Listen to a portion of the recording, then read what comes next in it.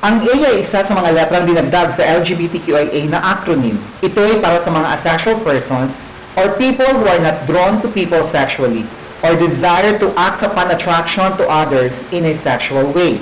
When talking about asexual people, na tinatawag ding aces, may mga bagay na dapat tandaan. Halimbawa, asexuality is an umbrella term and it exists on a spectrum. Ibig sabihin, aces may have little interest in having sex, but there are aces who may desire emotionally intimate relationships. Ibig din sabihin nito, people within the ace community identify in different ways. Maaaring bakla, lesbiana, transgender, or ano paman. Ikalawa, asexuality is not the same as celibacy or abstinence. Celibacy or abstinence is a choice to abstain from sexual activity. Meanwhile, ang pagiging asexual ay bahagi ng pagkakakilanlan ng isang tao. Identifying exactly how many asexual people there are is challenging, arguably because not many studies are done about them. But a 1994 study at least found that 1% of people were never sexually attracted to anyone.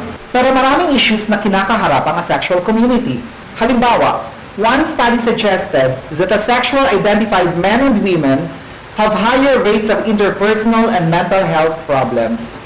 Kabilang dito ang depression, anxiety, psychoticism, and suicidality. Ikalawa, some people believe that asexuality is an extreme variant of hypoactive sexual desire disorder. Ito ay isang sexual dysfunction characterized by a lack of interest in sex coupled with significant distress. At ito ay kahit na hindi naman nakakaranas ng mental distress sa mga aces sa kanilang identidad. Talakayin natin ang mga usaping ito dito sa Bahagari Talks. We have with us Ali Ravaco, a representative of the Asexual Support Philippines and the Filipino ambassador of the Asian Network of ASPEC Queer Archives. Ali, this continues to be a largely misunderstood issue. But in your experience, what are the common misconceptions related to asexuality that you have encountered, particularly in the Philippines? In my experience, ang biggest misconception talaga, hindi siya valid na sexual orientation. Like talagang, it feels like it's non-existent in the Philippines. Yung mga reaction ng mga tao about it, like confused sila. They would assume na magmamadre ka ba? Parang ilang beses na ako na ganun eh. Like sinasabi, tapos like iniisip nila na, hindi ka ba marunong magmahal? Or sasabihin nila, takot ka ba na walang magmamahal sa'yo kaya ka ganyan? Yung parang feeling nila it's a choice when it's not. Just like other sexualities na it's not a choice. That it's a valid orientation, it exists, pero because of lack of awareness, I guess, and education, they don't know about it. So doon nabubunga yung mga misconceptions. Minsan, meron ring mga misconception na, ano ba yun? Na baka may nangyari sa akin before, gano'n. Which is like, even if meron naman nangyari sa akin before to cause my asexuality, does not mean that my asexuality is invalid. Tsaka siguro isa pa, yung ano, kasi nag-aral ako sa Catholic school for 13 years. So may misconception na baka kaya ka asexual kasi like super Catholic ka.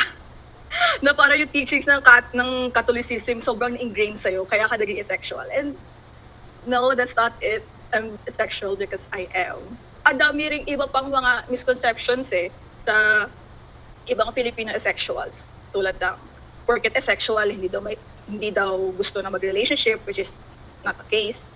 Porket daw asexual, walang puso or like bato or I don't know. Tapos yung marami pa mga insulto na we're not human. It's like, I am literally right here. I am human. I'm just asexual. Parang ganon. Tapos ilang beses na rin ako like natawagan na abnormal. Because I'm not abnormal, I'm just asexual. So ayun yung mga na-encounter ko mga misconceptions. So how does the local asexual community deal with these misconceptions? For the most part, we try to explain it as much as we can.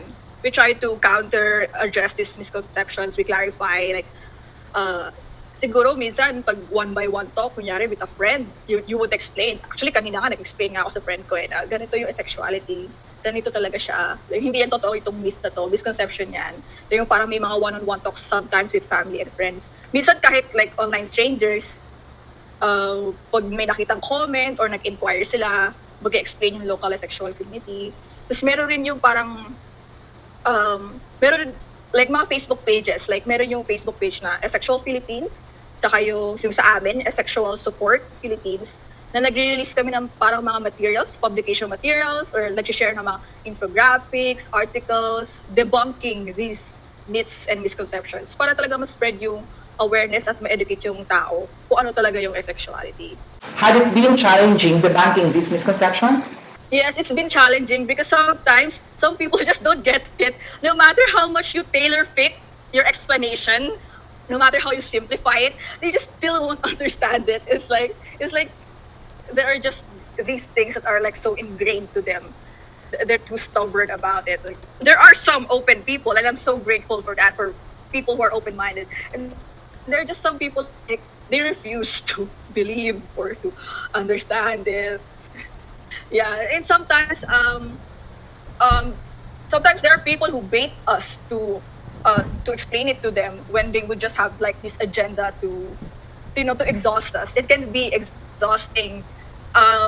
Throughout the years, I've kind of dwindled down on explaining it to people because in this age of information, people should have like the initiative to look it up for themselves and not like wait around for someone to explain it to them. That kind of thing. So in simple words, how do you define asexuality? Asexuality is a sexual orientation where a person experiences little to no sexual attraction. Just basically it. It's like experiencing little to no sexual attraction, period. Society is almost always focused on coupling.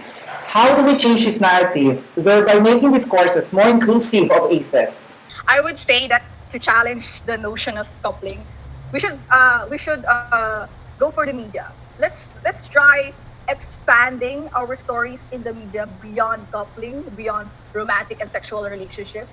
Let's have books, movies, shows, talk shows about anything other than coupling, like found family, like the strength of friendship, things like that.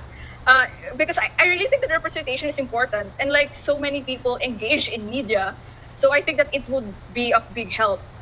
And aside from that, I also think that we should watch ourselves when we treat others, because like for example, I grew up with like family members and friends teasing me about crushes, about so when are you gonna have a boyfriend? Like, di ba pag family reunion, tatanungin ka ng like tita mo, oh may boyfriend ka na ba? Yung parang ganun. Like, tigilan natin yun. Tama na please. Huwag natin i-emphasize yung mga ganun or patuloy yung ganong klaseng kung ano ba yung tawag sa ganong yung ganong narrative. Sa atin kasi parang life goal na talaga, or like it's the norm that you would engage in a romantic or sexual relationship and then you'd get married and then you start a family, and that's not always the case. It shouldn't. Let's normalize people who want to be single, or people who don't want to get married, or people who don't want to engage in relationships by watching how we treat others, how we speak. As an orientation, would there be a way for people to know if they're asexual? Yan rin yung talagang tricky sa asexual eh. Marami na rin ako makakakilala na nagka-question sa sarili nila, am I asexual or not? Maybe, yung parang gano'n. Meron akong mga nakikita na gumagawa ng checklist. May good side and bad side yung checklist eh. Kasi talaga, per asexual, magdi-differ talaga yan eh. Parang malalaman mo lang talaga on your own if you're asexual or not. And also, asexual kasi, it's an umbrella, it's a spectrum. So talagang may mga iba't ibang identities and micro-labels dyan. Pero for the most part talaga, if you feel like you are asexual, then you are, period. Pero if kunyari nagkaroon sa future, nalalaman mo, ay hindi pala ako asexual, okay lang rin naman yun because sexuality kasi fluid naman yan eh. Kapag nag-click talaga sa'yo, kapag na-feel mo ikaw talaga asexual ka. There's no such thing as not ace enough, ganun. If you say you are asexual, if you identify as asexual, you are asexual. You somewhat touch on this, but let me ask lang again for emphasis and because people are bound to ask anyway. Can asexuality be changed? Sexuality is fluid. But so sexuality can change for the most part for other people. Pero kasi it would be on that person. Usually kasi pag sinasabi lang can asexuality be changed, parang may hidden agenda or hidden problematic something dyan na like nagkakaroon ng harassment or nagkakaroon yung sa ibang bansa nangyayari yung conversion therapy. or like yung corrective rape para itama siya. Pero there's nothing wrong with asexuality. And just like other sexualities, it can be fluid. Like what I keep saying, sexuality is fluid. Maybe over time, you you discover or you explore some other things, which is completely fine, as opposed to what society for the large part says. So, ayun, parang um, yung mga ganyang questions talaga yung parang when other people ask, parang it's better more or less not to ask kasi like hindi nila tinatanong yan kapag hetero di ba? Sa LGBTQIA plus community, which includes asexuals, itatanong talaga yun. So like, just not. On top of ace, we have other terms in the asexual spectrum, from demisexual to semisexual, asexual-ish, and sexual-ish. These are obviously Western terms. There will be people who would say that this is another Western concept imposed on us. What would we say about this? I'd say that it is not. The term may be English and it may have come from the West and it's coined by the West, but asexuality itself is not Western. When my friends did a little digging, if there were records of asexuality in the Philippines before the colonizers came, and there were like guesses, like beliefs that our shamans, yung sa pre-colonial period natin, yung mga babaylan natin, some historians, some people believe that they were asexual. But when the colonizers came, binago nila yung narrative, parang in-erase nila na hindi sila asexual. Parang so parang kahit bago pa na-coin yung term kahit bago pa binuo ng West yung word, yung term na asexual or sexuality, meron na talaga yan beforehand. For that matter, is the Philippines evolving fast enough to accommodate these variations in human expressions? For the large part, Philippines kasi is not evolving that much. Yung Sogi Bill nga natin, hindi pa pinapasa. Kasi ang daming tumututol rin hindi nila gets kung para saan ba yun, na kung ano ba to. Sa Philippines, more or less talaga tinotolerate lang natin ng LGBTI plus community. Kumbaga parang for the most part, from what I see, from what I observe, gusto talaga magstay ng Philippines sa kung ano yung naintindihan nila sa tradisyon. Hindi sila ganon kasyadong open na maintindihan nila na may mga ganito na merong asexuals, pero yung the entire LGBTQIA plus community, yung ganun ba. So, adami pa rin talagang efforts na kailangang gawin para yung Pilipinas humabol man lang sa pagkaintindi nitong mga terms natin, mga expressions natin sa ating mga identities, ating sexual identities, sa mga gender expressions. Meron naman mga efforts, like minsan may nakikita ko mga local articles about it, may mga local organizations na gumagawa ng mga infographics. But I feel like it's not fast enough kasi pag kinumpare mo sa ibang bansa, yung ganon. So how can we as asexuals help hasten the positive changes to happen? Dahil bilang ako sa isang grupo na tinatawag na Asexual Support Philippines, isa sa mga ginagawa namin yung nag-open kami ng Facebook page kasi dati private group lang kami na community kung saan pwede pumunta yung mga Filipino sexuals pero meron rin kami members na hindi Filipino na para mag-gather at malaman nilang they're not alone that na meron talaga silang kasama na sexuals.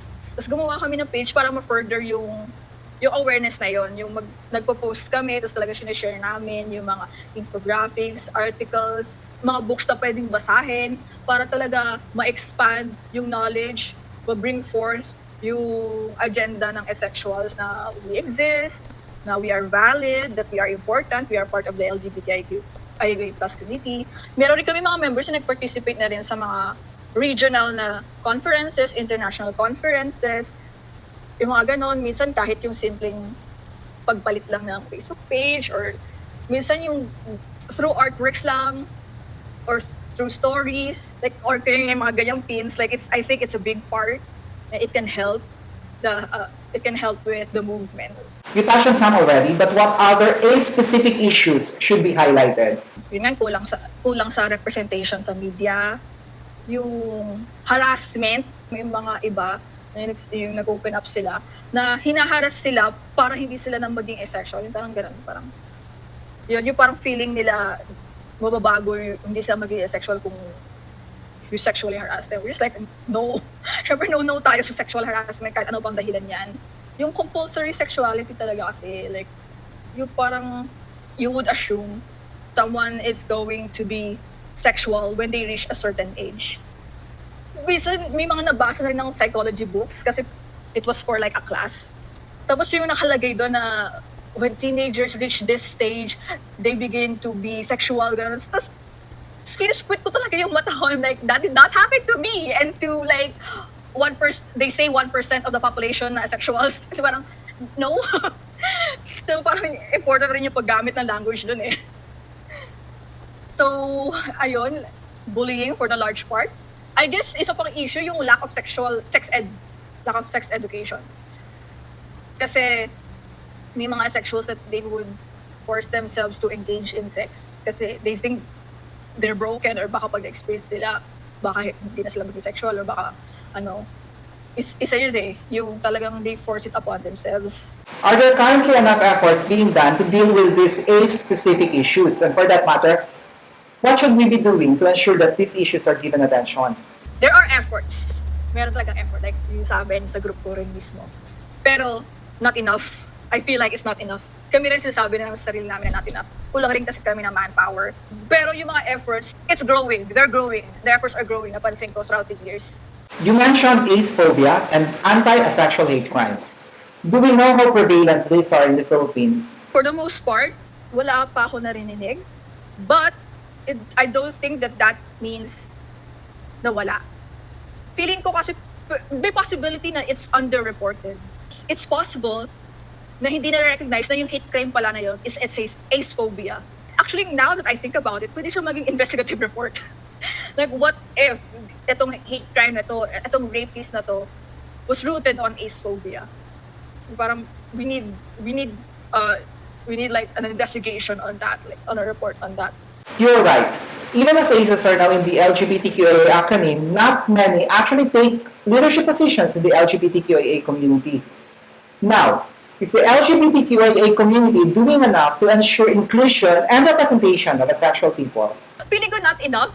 Meron naman na I appreciate, of course, with my full heart, but I feel like we can do more. The LGBTQIA plus community can do much more on representing, on including asexuals.